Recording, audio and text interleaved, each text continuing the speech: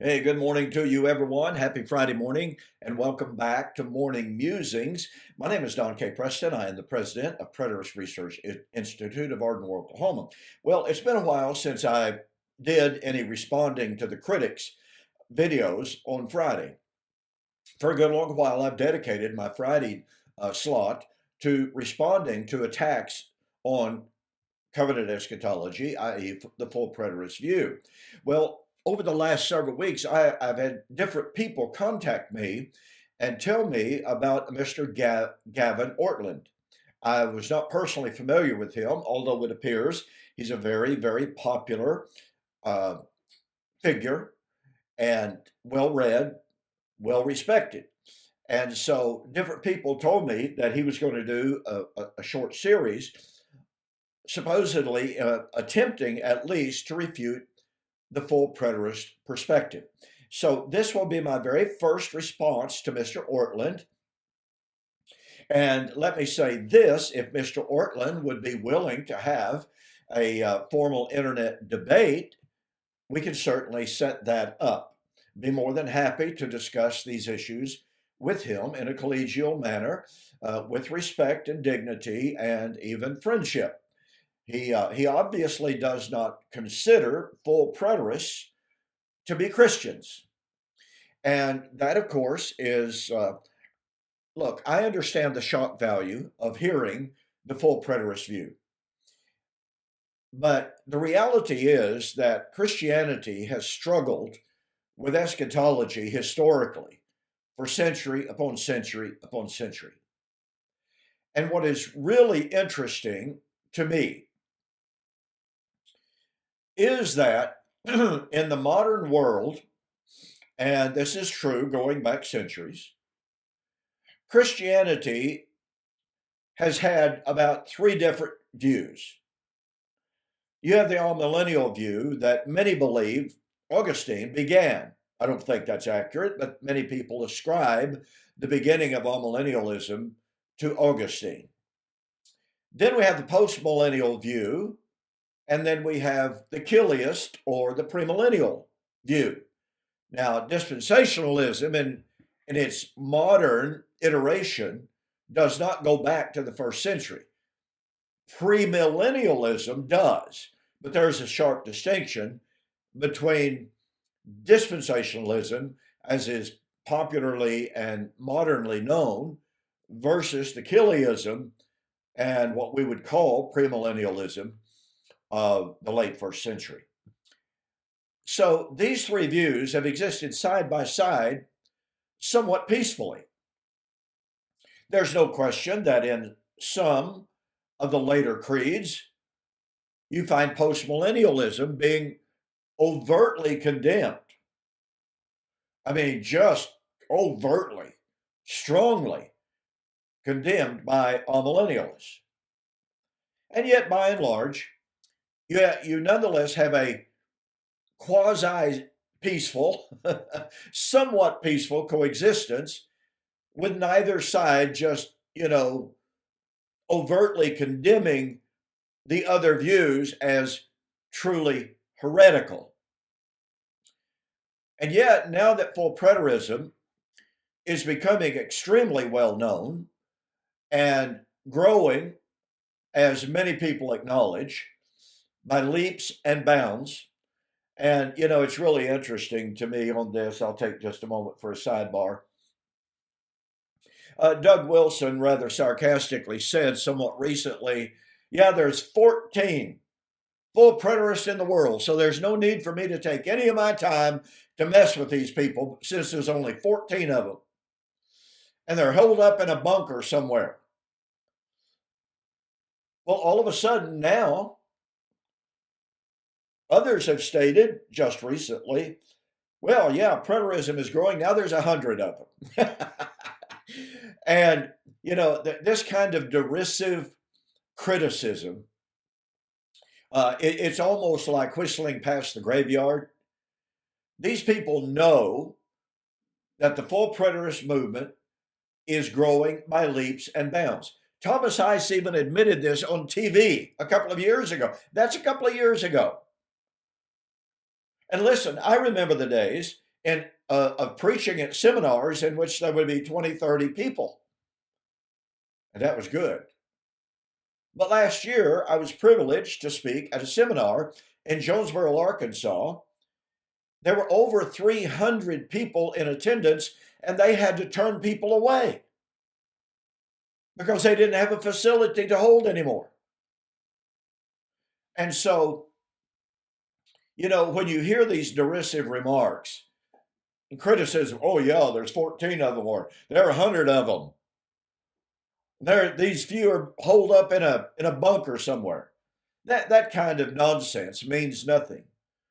Let me see. When Jesus began preaching, he started with how many folks?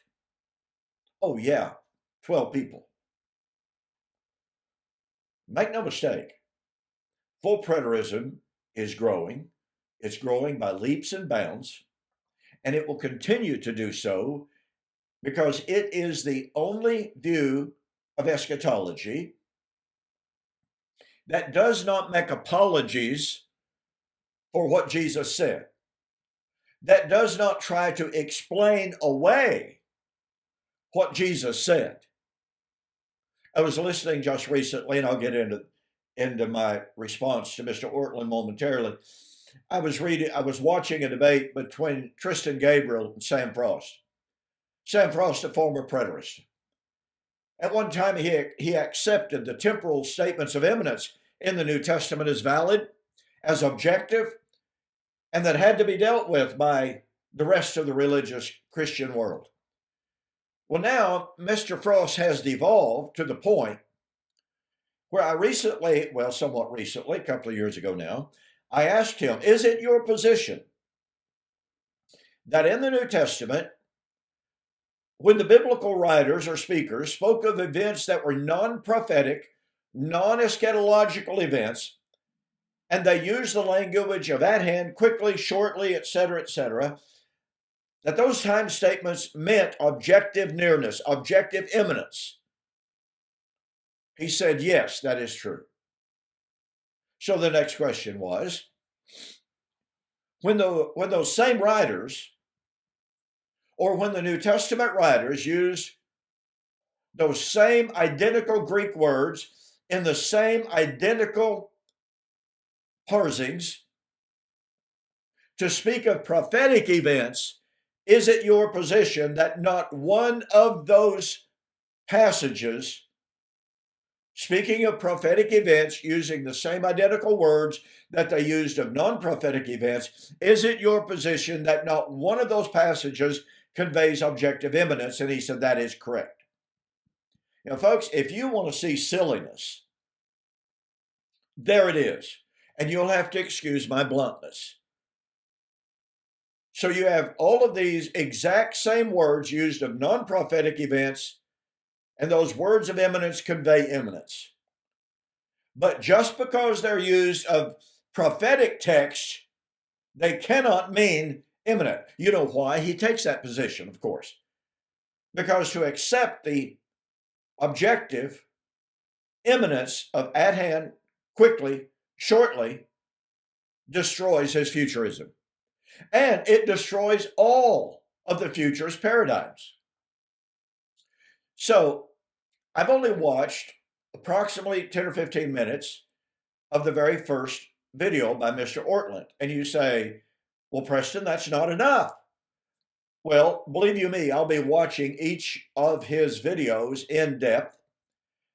But after approximately 15 minutes, I had heard enough to know, and with all due respect, I mean no disrespect to Mr. OrtLund whatsoever, okay? In the video, even though he used some fairly strong language, he was not abusive, he was not mean-spirited. All of us as ministers and teachers sometimes use somewhat strong language. We have to speak candidly at times. So I took no offense at what Mr. OrtLund said, and let me reiterate, I mean no offense to Mr. OrtLund personally.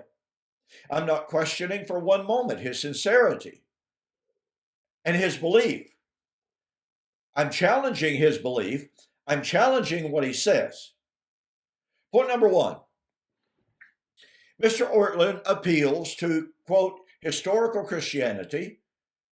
He appeals to the Apostles' Creed as if it were some kind of final authoritative ancient writing.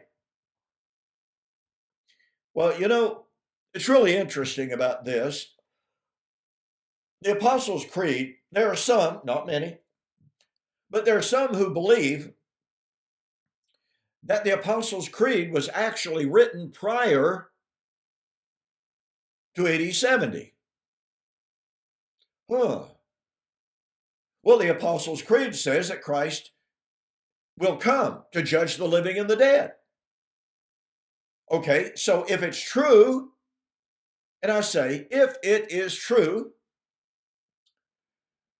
that the Apostles' Creed says Christ will come to judge the living and the dead, and if it's true that the Apostles' Creed was written before AD 70, and it's granted, it's not a lot of people, but some scholars do date it before AD 70. But then, if it's true that Christ did come in AD 70, then it's entirely inappropriate to try to use the Apostles' Creed to condemn full preterists today, because it was predicting what was just about to happen, and that did happen in AD 70. But it's bothersome to me when some of the very first words out of somebody's mouth is an appeal to any creed. Now, I have grown to appreciate some of the creedal statements, or I should say, more accurately, I have come to appreciate more of the early Christian writers in what they said than I have traditionally ascribed to them. I have been on record in the past, and some people get highly offended by these statements, but again, I've amended my views. But I've been on record as saying the more I read the patristic writers, the earliest of the writings, even some of the apostolic writers, I'm not talking about the apostles' writings, but the more I read those, the more I'm convinced they're a bunch of Fruit Loops. And I've said that in somewhat jest, okay? But to say that we have to rely and that we must accept the writings of the early church writers as somehow a final authority in doctrinal matters, I'm sorry, I'm not going down that road. And when people say, well, all of the early church writers were futurist, what that overlooks, ladies and gentlemen, and this is very, very critical, Kenneth Gentry points this out. Gary DeMar points this out. Other scholars have taken note of this. This has been written about. When people say all of the early church writers agreed and we're all futurists, what they're not revealing is, guess what? Only about 10% of the known early church writings have even been translated. Do you catch the power of that? That means that 90% of the known early church writers have never been translated. Thus, when someone says, well, all of the early church writers agreed and they were futurists, well, I would agree with the fact that the 10% that have been translated were futurists. Does that mean that no early church writer could have expressed preterist views? No. We have to be careful, folks, in saying all of the early church writers agreed, when only 10% of the early church writers have been translated. But then Mr. OrtLund says, as is so, I will use this term, so horrifically common among those who are attacking covenant eschatology. I much prefer the term covenant eschatology to full preterism, but that's personal preference. Mr. OrtLund says what we find in the full preterist view is just a replaying of the Hymenaean heresy. So he puts up on a chart 2 Timothy chapter 2, 18, where Paul condemned Hymenaeus and Philetus, who concerning the faith make shipwreck of the faith among many, saying, the resurrection is already past. And he said, so here you have Hymenaeus and Philetus. They're the first full preterists, and they're heretics. Therefore, full preterists today must be heretics as well, to be rejected and to be condemned. It has been my experience, ladies and gentlemen, that so many of the people who attack covenant eschatology as heretical have never really spent much time reading full preterist materials. I have been accosted time after time after time by people using the Hymenaean heresy argument. And when I have asked them, well, let me ask you a question. Have you personally read any full preterist books? Absolutely not. Oh, then where did you get your idea? Where did you get your information? Well, I heard my preacher talking about it. And he was talking about Hymenaeus and Philetus and being heretics, saying the resurrection is already past. And I mean, after all, anybody that would say the resurrection is already past has got to be crazy. They've got to be heretical because, after all, look around. The graves are still here. They're still full. And so when somebody attacks covenant eschatology as heretical, and yet they have never themselves, they've never read an article, maybe they've never watched a video, and they've certainly never read a book written by full preterists explaining the full preterist view of resurrection being past already, addressing the Hymenaean heresy. Now, it just so happens I've written 2 books on the issue. The Hymenaean heresy, reverse the charges, and how is this possible? Now, here's the problem, ladies and gentlemen. In spite of Mr. OrtLund's beliefs, all right, the Bible is very, very clear, both Old Testament and New Testament, in positing the resurrection at the end of the Old Covenant age of Moses and the law. Now, I'm not going to take the time today to go into great detail on that. I will in later videos. But let me express this, and I promised myself I would keep this opening video to 20 minutes or very slightly over that, almost out of time. So here is a question that those of you who may be followers of Mr. OrtLund, and again, I understand he's very, very popular, and that's great. I want to ask yourself the question, and here's a question for Mr. OrtLund himself, since he condemns the full preterist view as just another iteration of the Hymenaean heresy. If the resurrection is an earth-burning, time-ending, cosmos-destroying event, then please answer the following question. How could Hymenaeus and Philetus, writing in approximately 64-65 AD, how could they have believed, how could they have taught, how could they have convinced anyone that the cosmos had burned up yesterday?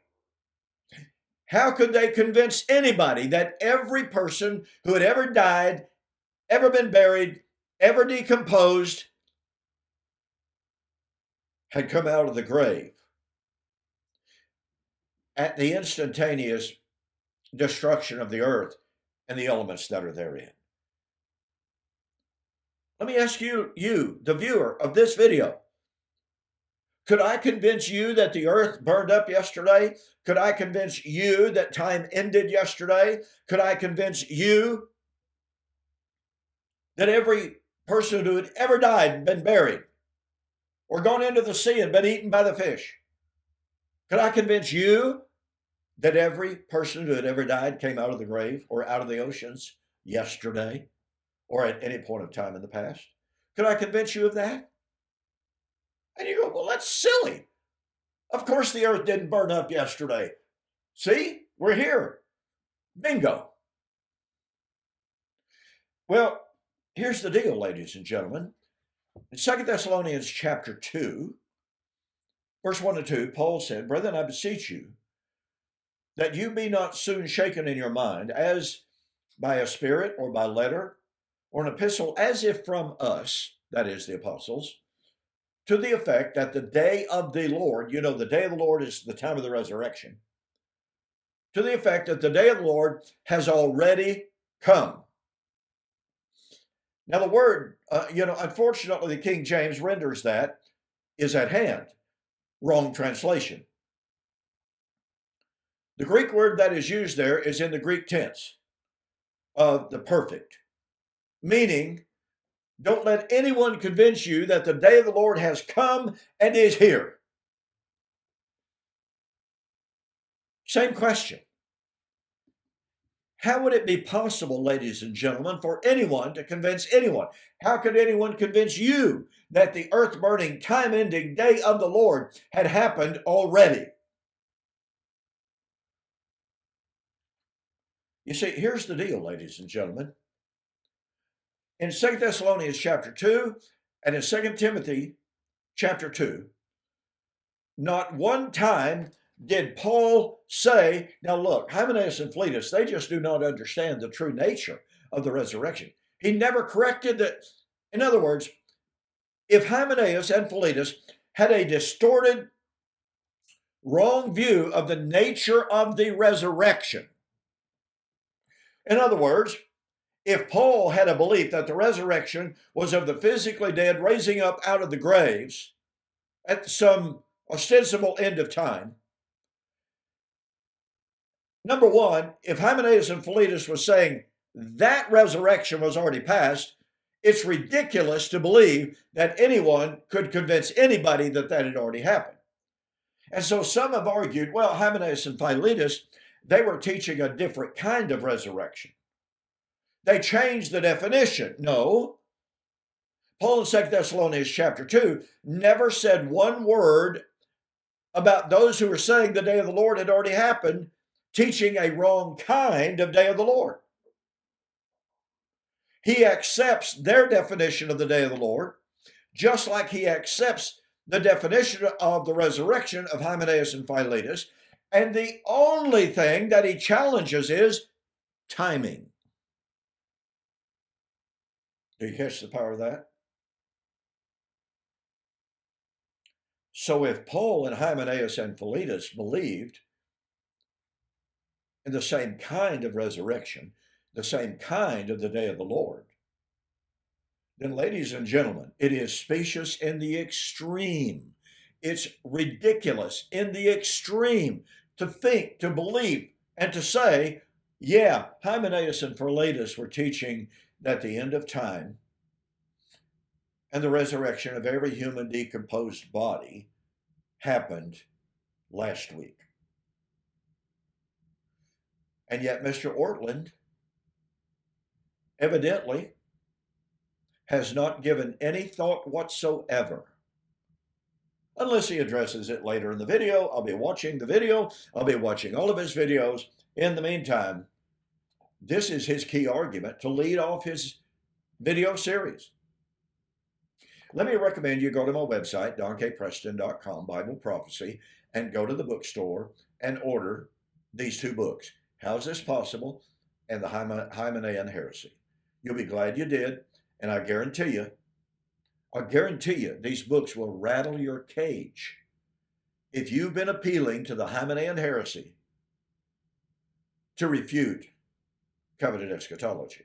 Okay, I told myself I'd keep this relatively short. I didn't do it, but thank you for joining me on this morning's morning musing, for responding to the critics, my beginning response to Mr. OrtLund.